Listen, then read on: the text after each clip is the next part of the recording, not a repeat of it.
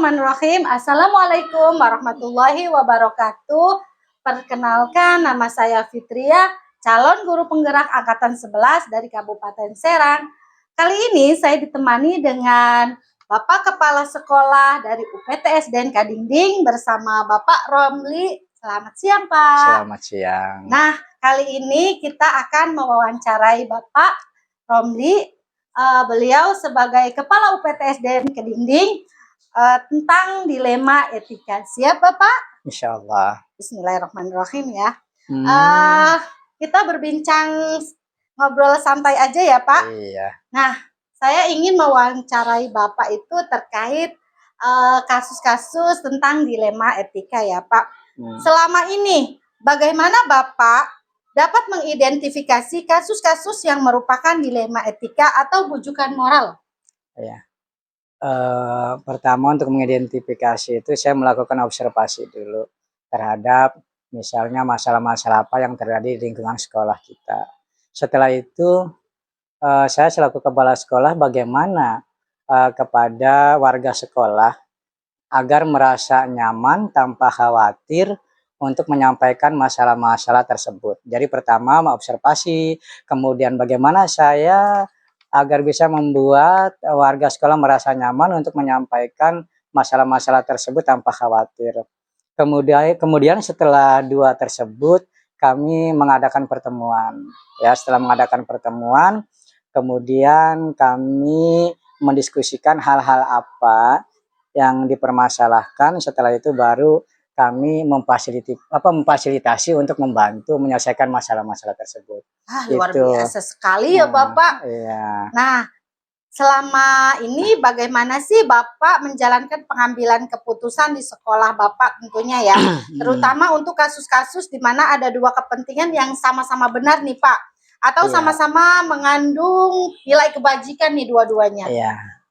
Pertama saya menerapkan prinsip kolaborasi. Ya, pertama menerapkan prinsip kolaborasi, artinya bagaimana masalah itu bisa terselesaikan tanpa adanya hal-hal apa sih yang tersinggung antara satu pihak dan pihak yang lainnya, maka diadakanlah prinsip kolaborasi. Kedua, melakukan analisis. Setelah itu baru berdiskusi. Setelah melakukan kolaborasi, kemudian mengadakan analisis, kemudian berdiskusi dengan pihak-pihak tertentu tadi. Nah, baru setelah berdiskusi, kita merumuskan solusi bagaimana untuk apa?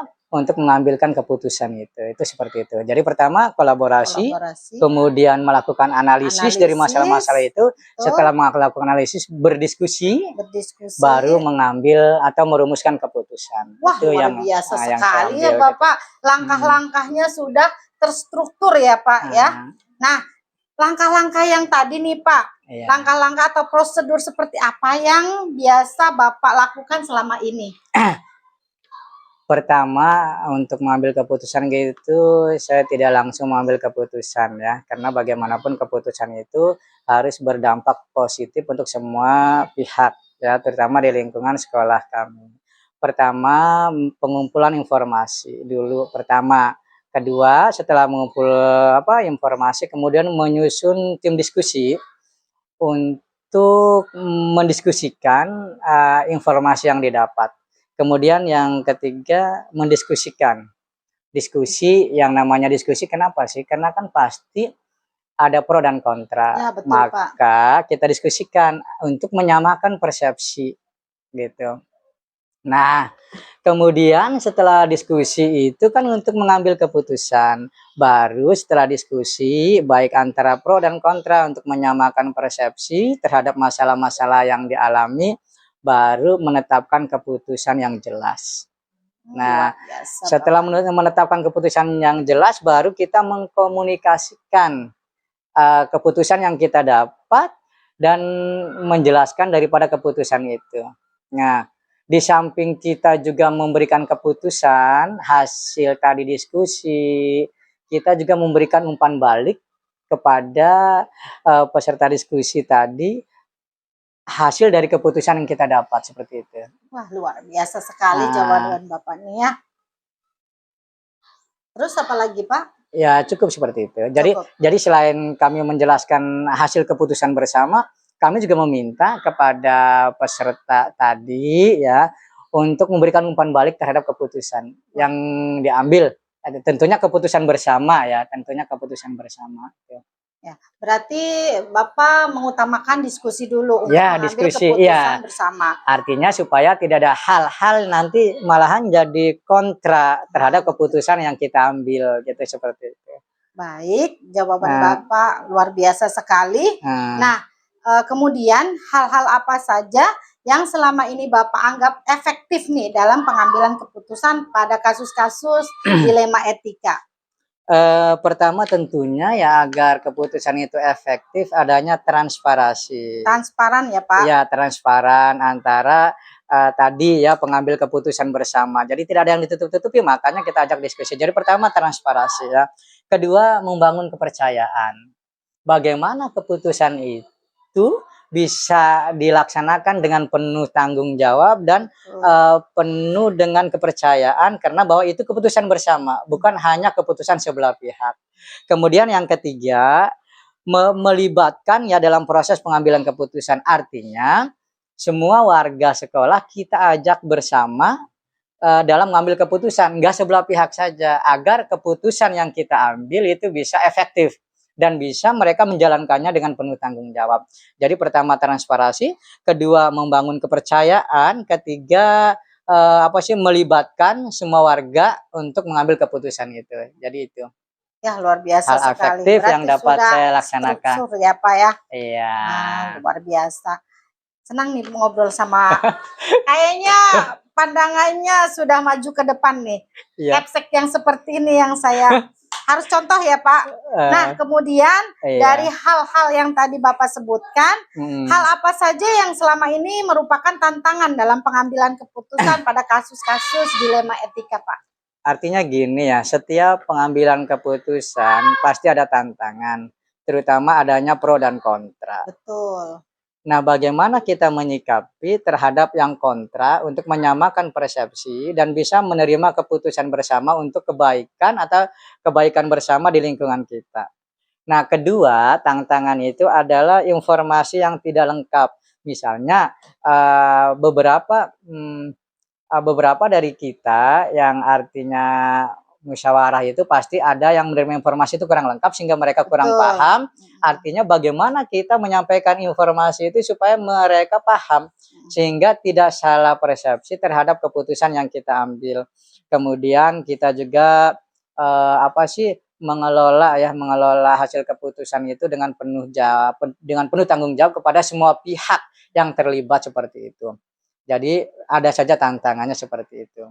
Jadi pertama pastilah ada pro dan kontra. Kedua, informasi yang tidak lengkap atau tersampaikan kepada semua warga sekolah. Nah, kemudian itu artinya mungkin ada beberapa saja yang tidak melaksanakan hasil keputusan itu dengan penuh tanggung jawab. Itulah tantangan-tantangannya. Luar biasa. Berarti apapun keputusan kita harus dipertanggungjawabkan. Oh iya, jelas. Ya, makanya kenapa semua dilibatkan dalam pengambilan keputusan agar semuanya menerima keputusan dengan bersama gitu. Luar biasa sekali jawabannya Pak. Kemudian apakah Bapak memiliki sebuah tata krama atau jadwal tertentu dalam sebuah penyelesaian kasus dilema etika? Apakah langsung menyelesaikan di tempat atau memiliki sebuah jadwal untuk menyelesaikannya? Bentuk atau prosedur seperti apa yang Bapak jalankan? Artinya begini, tergantung permasalahannya seperti apa, karena memang permasalahan itu ada yang langsung harus diselesaikan kala itu karena sifatnya urgent. Urgent ya Pak. Ada yang sifatnya urgent, tetapi memang kami lebih banyak artinya tersusun jadwal ya. Pertama kami melakukan analisis awal dulu. Masalahnya apa sih? Kami lakukan analisis dulu. Kemudian setelah itu mengumpulkan informasi. Apa sih masalah yang terjadi, kami kumpulkan dulu. Setelah kami menganalisis, mengumpulkan informasi masalah-masalah yang terjadi, kami melakukan pertemuan awal untuk mendiskusikan hasil analisis dan temuan tadi. Jadi lakukan pertemuan awal. Setelah melakukan pertemuan awal, kami mengumpulkan data. Permasalahannya apa nih? Yuk kita selesaikan bareng-bareng datanya, kita kumpulkan, kita analisis bersama, kita pecahkan bersama. kemudian kita diskusi ya. Diskusi untuk merumuskan keputusan. Tadi kita sudah pertama temukan Diskusi ya. tuh, ya kita kumpulkan tuh informasinya, kumpulkan datanya, analisis. Setelah ketemu kita adakan diskusi untuk menyelesaikan masalah tadi. Jadi enggak sekonyong-konyong, udah begini nih keputusannya, tidak. Jadi kita analisis dulu, kemudian diskusikan. Wah, gitu. luar biasa. Berarti Bapak tipe Kepsek yang harus bermusyawarah dan tidak otoriter, harus berdiskusi dulu ya, Pak. Kemudian kan setelah itu, setelah pengumpulan data, baru setelah diskusi, kita menyamakan persepsi, baru kita ambil keputusannya gitu. Setelah itu, nah setelah mengambilkan keputusan, kita juga ada di akhir, artinya evaluasi terhadap keputusan itu, memastikan keberlanjutan dan efektivitasnya keputusan itu. Tidak hanya kita mengambil keputusan, tetapi setelah keputusan kita ambil, kita juga harus ada tindak lanjutnya. Bagaimana efektivitas terhadap keputusan bersama itu ditindak lanjuti. Ya, kira-kira seperti itu. Seru sekali nih Pak, obrolan kita kali ini. Nah, adakah seseorang atau faktor-faktor apa yang selama ini mempermudah Bapak dalam pengambilan keputusan dalam kasus-kasus dilema etika? Tentu ada ya, artinya gini, kita tidak bisa mengambil keputusan sendiri sementara yang menjalankan banyak. Tentunya yang sangat membantu dalam mengambil keputusan terutama warga sekolah yaitu pendidik dan tenaga pendidikan. Gitu. Nah, di samping itu juga kami punya komite dan orang tua. Bahkan ketika kita memutuskan suatu jadwal pun antara intra dan ekskul juga itu kan bagaimana mendiskusikannya. Jadi yang sangat membantu terutama adalah pendidik dan tenaga kependidikan. Gitu. Wah, luar biasa sekali. Nah, dari semua hal yang Bapak sebutkan tadi nih, yang telah disampaikan tadi ya, pembelajaran apa yang dapat Bapak petik dari pengalaman Bapak mengambil keputusan dilema etika? Ya, artinya begini, tentunya setiap mengambil keputusan itu saya belajar bahwa setiap keputusan yang kita ambil bersama itu akan membawa pembelajaran baru. Yang mana pembelajaran baru itu kita harus laksanakan dengan penuh tanggung jawab. Nah itu pembelajarannya. Dan bagaimana kita belajar sama-sama maksudnya bertanggung jawab terhadap keputusan bersama. Apalah artinya keputusan bersama kalau tidak kita laksanakan dengan penuh tanggung jawab gitu. Sehingga jadi setiap keputusan yang kita ambil itu merupakan pembelajaran baru yang harus kita laksanakan dengan penuh tanggung jawab gitu.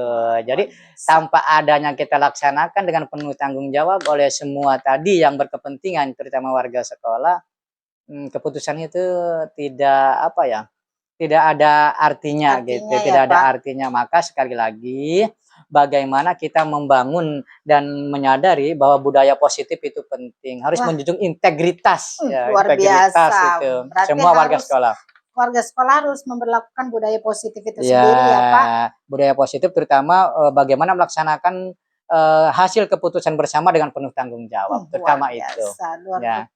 Ini adalah Kepsek masa depan ini Pak. Kepsek harapan kita ya. Mudah-mudahan saya juga bisa meneladani Bapak. Nah, terima kasih Pak. Mungkin percakapan kita kali ini saya banyak belajar dari Bapak nih sebagai Kepsek. Saya CGP sangat berterima kasih sekali Bapak sudah berbagi pengalaman dengan saya. Mohon dimaklumi Pak jika ada kata-kata yang saya kurang berkenan di hati Bapak. Mohon dimaklumi. Terima kasih waktunya. Assalamualaikum. Waalaikumsalam warahmatullahi wabarakatuh. Terima kasih. Wassalamualaikum warahmatullahi wabarakatuh.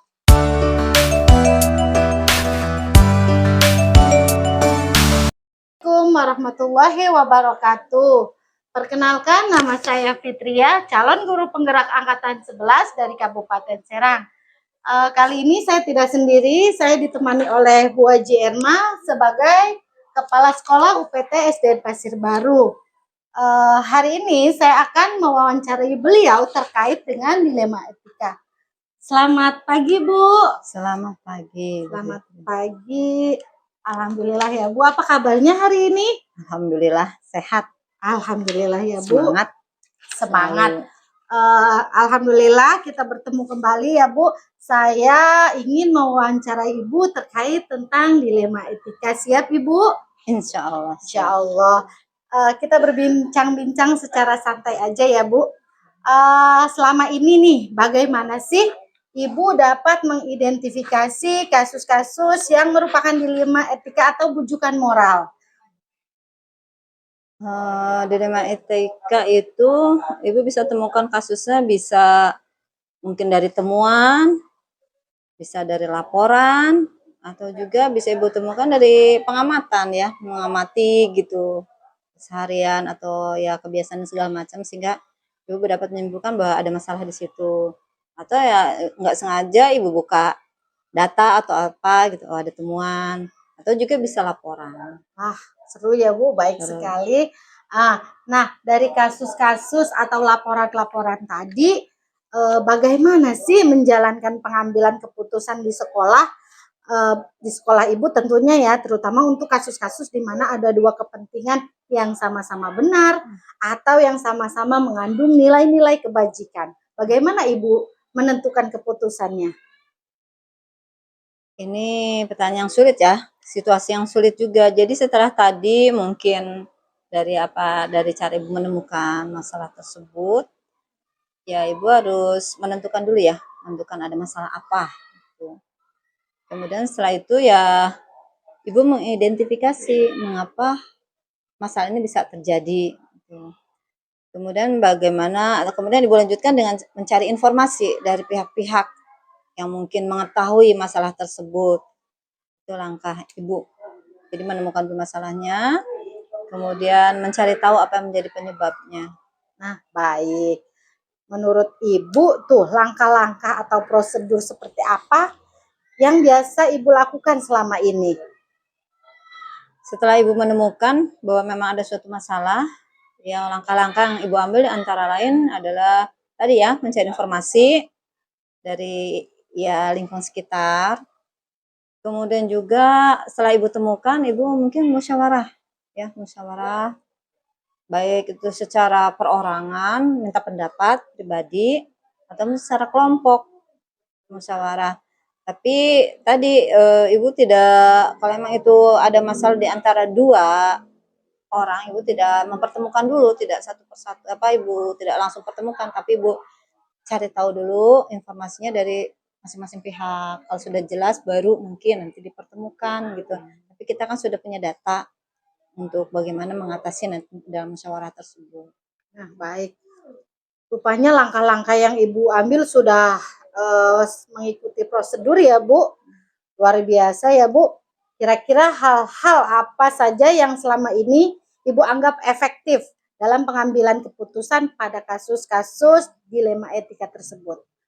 Berkaitan dengan yang jawaban yang tadi ya, setelah Ibu minta pendapat baik perorangan maupun kelompok, Ibu mengakomodir pendapat mereka. Kemudian ya Ibu modifikasi ya dengan pendapat Ibu. Kemudian ya bisa mencari solusi yang terbaik dari tadi masukan dan juga dari pemikiran Ibu gitu, dicarikan solusi yang terbaik untuk mengatasi permasalahan tersebut. Wah, luar biasa sekali ya, Bu. Sudah mencarikan solusi yang terbaik. Pastinya kita melakukan hal yang terbaik ya, Bu. Nah, kemudian hal-hal apa saja yang selama ini merupakan tantangan dalam pengambilan keputusan pada kasus-kasus dilema etika yang Ibu alami? Nah, ini yang agak sulit ya. Karena tadi dua orang yang apalagi mungkin ya dewan guru yang sama-sama Ibu kenal. Yang jelas di sini Ibu harus menjaga perasaan kedua belah pihak. Kemudian juga menjaga emosinya. Kemudian juga membuat supaya suasana itu tetap kondusif tetap baik. Ya, Bu. Ya, setelahnya kalaupun sudah ada pertemuan dari Wah, luar biasa sekali Bu di jawabannya. Nah, setelah itu, setelah kita melakukan hal-hal itu, apakah Ibu memiliki sebuah tata kala atau jadwal tertentu dalam sebuah penyelesaian kasus dilema etika? Apakah Ibu langsung menyelesaikan di tempat atau memiliki sebuah jadwal untuk menyelesaikannya? Bentuk atau prosedur seperti apa yang Anda atau yang Ibu jalankan? Untuk pengambilan keputusan itu tergantung situasinya ya. Kalau memang hal tersebut bisa diselesaikan saat itu, ya mungkin Ibu selesaikan saat itu. Tapi kalau misal suatu hal itu yang agak lumayan berat, mungkin perlu pemikiran dulu, perlu pertimbangan, dan itu perlu waktu khusus yang Ibu buat jadwalnya. Jadi insidentil, tergantung situasi permasalahan dihadapi. Luar biasa. Berarti tergantung situasi. Situasi permasalahan yang dihadapi gitu. Kalau yang memang bisa seketika ya dan perlu diambil keputusan seketika, itu kita di situ ambil keputusan, tapi tentu saja perlu pertimbangan juga. Tapi kalau tadi suatu masalah itu memang perlu pengumpulan data dan segala macam, mungkin di jadwal nanti. Baik, jadi kita harus melihat kondisi dulu ya, Bu. Nah, setelah itu adakah seseorang atau faktor-faktor apa yang selama ini mempermudah atau membantu Ibu dalam pengambilan keputusan dalam kasus-kasus dilema etika mungkin ya, Bu?